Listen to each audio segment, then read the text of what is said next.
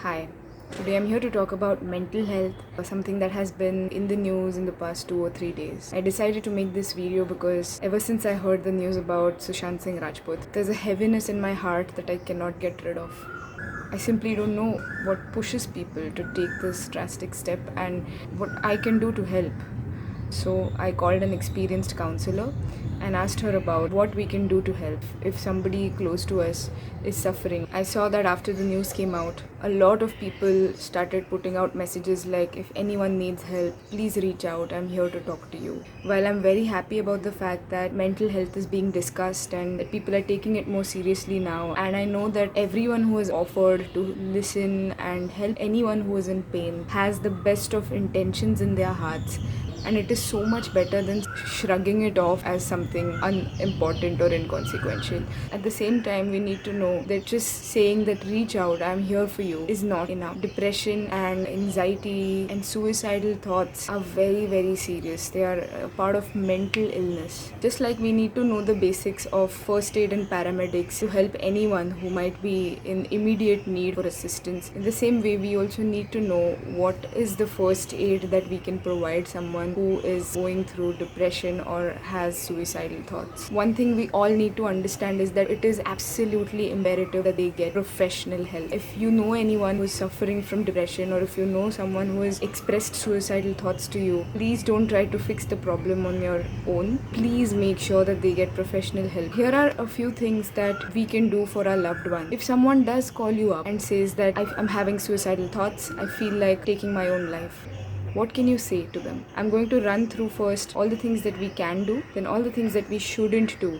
The absolute very first thing that we can do for someone who's suffering from depression or is having suicidal thoughts is to purely sit and listen to them. And I'm talking about high quality listening. When the person shares his or her feelings with you, you need to switch off your own train of thought. You need to stop your mind if it starts going towards solutions and finding or figuring out how to help them, and only be completely aware of what they're saying and listen. While you're listening, it's also very important to give out a non-judgmental energy to the person. You have to avoid words like good and bad. Second point is listen to their silence. There are times when people simply don't want to share anything. If anyone reaches that stage that they simply cannot gather their pain in words anymore, please don't force them to talk. Just allow them to do whatever it is that they want to do in your presence. If they feel like keeping quiet, you share the silence with them. This will be the hardest thing you'll ever have to do. But if the person wants that, you have to respect it and let him or her be in silence. The third important thing is respect their feelings. If they do share their feelings with you, even if it is something that you cannot relate to, even if it is an emotion that you yourself have never felt, you still take them seriously. I know I earlier said that sharing silence is very, very useful, but sometimes making conversation also helps. So, whether you need to make conversation or need to stay silent needs to be an instinctive decision for you. But sometimes people talking to you can help you drown out the noise that is in your head. Like if someone is over the edge and calls for help, silence can stifle them and make the voices in their head sound even louder. So sometimes people are very soothed by words and the lull that they bring, mundane, boring conversations. Some counselors for hotlines, for example, talk about how their day was, what they ate, what was good. Conversational white noise, basically.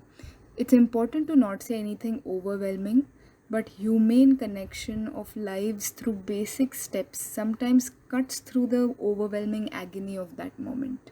Here are some sentences that you can use while talking to someone who is suffering from such a problem. I've been feeling concerned about you lately. I just want to check in with you because you haven't seemed yourself lately. How can I help you?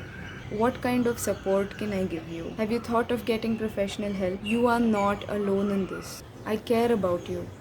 I love you and I'm here for you. You may not believe it right now, but the things that you're feeling right now will pass and it will get better. I'm now also going to talk about the things that you should not do. Don't argue with a suicidal person. Don't ever say things like, you have so much to live for, but life is so beautiful. Things could be much worse. Your life is actually not that bad. You will hurt your family with your suicide. These are the sentences that you have to avoid. Don't act shocked when they tell you, when they confess these feelings to you. Stay calm and just quietly listen to what they have to say. Do not offer ways to fix a person's problems. Don't give any advice whatsoever. One very important thing is to not leave them alone. I hope that this was helpful to you guys, and I hope that you take this up. Take care of yourself and hang in there.